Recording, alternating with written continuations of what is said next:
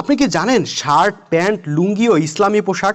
অনেকে মনে করে আরবের জোব্বা পাঞ্জাবি পায়জামা ইত্যাদি হইল ইসলামী পোশাক, আর আমরা যে শার্ট প্যান্ট লুঙ্গি পরি এইগুলা হইল অন ইসলামিক পোশাক। এইটা চরম ভুল কথা। কারণ কোরআনে আপনি একটা আয়াতও পাবেন না বা একটা হাদিসের বর্ণনাও পাবেন না যেখানে আরবের পোশাককে ইসলামের পোশাক বইলে বিধিবদ্ধ করা হয়েছে। ভাই, সাধারণ কাণ্ডজ্ঞান খাটাইলেই বোঝা যায় ইসলামের কোনো নির্দিষ্ট পোশাক থাকতেই পারে না। কেন পারে না? কারণ ইসলাম তো আসছে সারা বিশ্বের জন্য, আর সারা বিশ্বের মানুষ কখনোই একই পোশাক পরতে পারবে না। মানুষ পোশাক পরে যার যার ভৌগোলিক পরিবেশ, আবহাওয়া ও জলবায়ুর সাথে সঙ্গতি রেখা। আরবের পরিবেশের সাথে বাংলাদেশের পরিবেশ মিলবে না।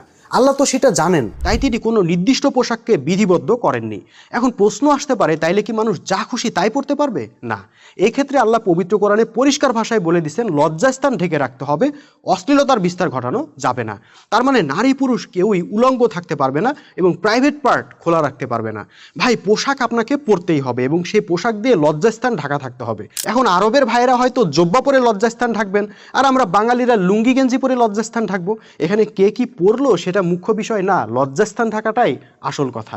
হ্যাঁ, এখন আপনি যদি রাসূলের প্রতি ভালোবাসা থেকে বলেন রাসূল সাল্লাল্লাহু আলাইহি ওয়াসাল্লাম যে ধরনের পোশাক পরছেন আমিও সেটাই পরবো, তাতে কিন্তু কোনো অসুবিধা নাই। কিন্তু সেটাকে আপনি ইসলামী পোশাক বলে দাবি করবেন আর অন্যান্য পোশাককে নাজায়েজ বলে দিবেন, তা কিন্তু চলবে না।